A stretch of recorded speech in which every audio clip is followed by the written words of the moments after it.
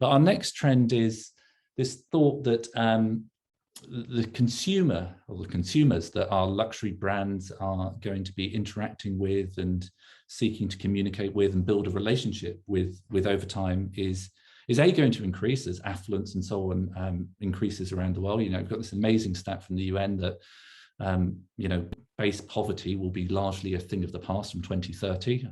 God, let's hope it's true. And you know, at the other end of the scale, the number of people who have high disposable incomes and therefore an appetite for engaging with more premium products and services is also accelerating in all markets on a global basis. So Omar, perhaps if I turn to you on this one, what would be really interesting to do is get perhaps your perspective on what's happening in terms of the new and emerging audiences that you know, becoming more inclined and predisposed to engaging with luxury brands. What are you seeing from a trend perspective when we think of the consumer? Yeah, I'll come on to the trend bit in a minute. I think it's really important to understand why should luxury brands be thinking about diverse markets, because you know, we often hear about Black Lives Matter, and some brands are jumping on the bandwagon of diversity, inclusion, multicultural marketing, and other brands kind of in a performative way think, let's do it as well. And I think there's probably three things to think about when it comes to why luxury brands should be doing this. Number one is we're witnessing a fundamental shift in the demographics of our countries. I mean, if you look at America by 2043, it probably won't be accurate to say ethnic minorities anymore, because ethnic minorities will become the majority by 2043. And if you look at the UK, for example, you know, we're seeing there's 4 million British Muslims in the UK, which is set to treble to 13 million British Muslims. So there's a fundamental shift in our society when it comes to the demographics. The second thing is with regards to spend. The Office for National Statistics shows us that 43% of Indian households in the UK have at least £1,000 per week income, which compares to about 23% for the white community, and it's 26% for the Chinese community. So spend is growing in many different communities. So from a pure business perspective, it does make sense to diversify who we're speaking to. And the third thing is just simply the right thing to do. I mean, you know, if we need to represent the very communities that are out there, and far too many communities are being ignored in our marketing and our campaigns. One example is the South Indian community. How often do we see ads with South Indians in it, who are often at the brunt of colorism and prejudice and so on? So there's a fundamental business reason why brands should be doing that. In terms of some of the trends, I mean, one of the interesting trends that's happening is with regards to modest fashion. Before the pandemic, almost 40% of ready-to-wear women's wear was modest fashion. And this is talking to a huge demographic of Muslim female consumers across the world who are increasing in spend every single year. And the other interesting thing is, you know, trends are being driven by younger consumers, younger diverse consumers, with things like athleisure and side bags, which are being incorporated into luxury brands. But also a lot of younger consumers are very purpose-driven, expect brands to be purpose-driven. So we've seen the likes of LVMH, Gucci, Dolce & Gabbana be boycotted and massively criticized for recent campaigns where they've tried to target different communities, but they've got it wrong. And they've faced backlash because of that. So brands will face backlash if they don't get their messaging right. And there's increasing pressure on brands to get it right, because if it goes online and you get it wrong, you're in big trouble. So those are a couple of the trends, especially ethnic minority communities are on average 10 years younger than the white, British white and American white communities. And especially considering that millennials and Gen Z are driving the luxury market at the moment. Before the pandemic, they equated for 100% increase in luxury spend It's really important to be thinking about these different communities. And really interesting, Omar. And in terms of the currently ethnic minority audiences, but as you rightly point out, soon not to be, in terms of their consumption patterns when it comes to luxury and so on, okay, I take the point that the affluence is achieved at a younger age often for various audiences.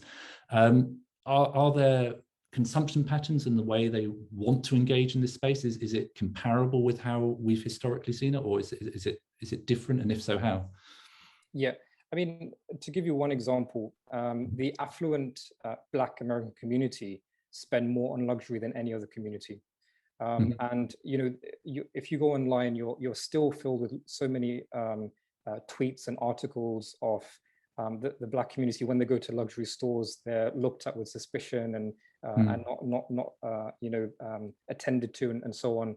So there are really interesting trends, especially with regards to even the Arab community within London represent very high spend and are known to engage with a lot of luxury brands.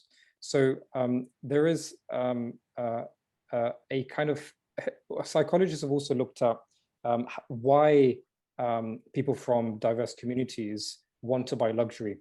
And often it comes from a place of because they haven't been marketed to, and because they haven't felt included, and because often they've historically come from maybe poorer, more marginalized backgrounds, there's a greater incentive for certain communities to want to attain luxury for a sense of status and so on. And psychologists have talked about this. But I think one of the interesting things to talk about is how do we actually reach these communities? There's generally two ways you can do it. Either you can hire better internally, so you can have a more diverse team. Many luxury brands have a generally all-white team. And if you look at, for example, LVMH, they acquired 40% stake in Off-White early this year, which was created by Virgil Abloh, and he's now creative director as well at LVMH. So luxury brands need to understand that if you want to target these diverse communities, you need to represent those communities internally. The second option is you can outsource it to expert agencies, which is why fashion brands come to us for those expertise. But one of the most important thing I would say is you really need to understand your customer. I think we discussed this a little bit earlier.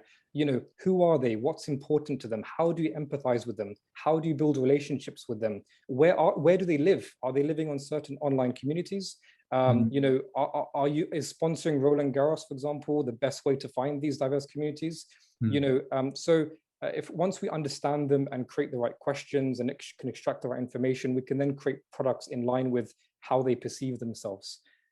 So understanding your customer is really at the heart of attracting these new diverse audiences. And is it with these new diverse audiences and so on, and you were talking earlier about the fact that there will have been occasions when they, particularly perhaps in the physical retailing world and so on, perhaps haven't felt welcome or might have been excluded in coming and experiencing the brand and buying the brand and so on.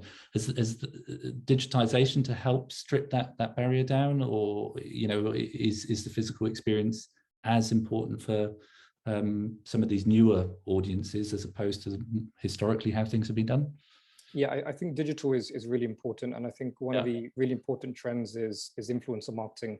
And I think one of the things that luxury brands have done is they often want to work with influencers who have a more high-end brand, rather than speaking with influencers who have a speciality or particular interest in luxury, also have the right audience who they might want to target as well. So I think influencer marketing is probably one of the most interesting trends we've seen over the past few years with regards to luxury, and especially finding ways to build trust with these audiences where a lot of brands have been unable to for many decades. But by reaching out to the right influencers who have that sense of trust and a relationship with the audiences, they're able to do that. Really interesting. And Martina, from what you've seen and so on, are there any brands that you would signpost as particularly getting this right? I think that's right. I was just thinking about this. What really caught my attention recently is the new Burberry campaign. That was very much it was completely different, I think, than what we've seen from Burberry up until now.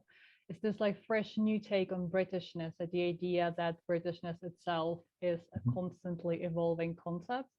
And it was very much depicted through movement and the Black community, and really diversifying the image and the feel of Burberry itself, and like used a lot of movement and freshness and like urban life. So that's exactly what I'm talking about in terms of bringing the credibility of the luxury brands and the heritage behind them more in the context of people's everyday lives, rather than just depicting these aspirational worlds and then trying to reverse engineer people into them. I mean, that is no longer going to work, really. I think the brands need to live, exactly as Omar said, where the people live. So that's why influencer marketing is on the rise.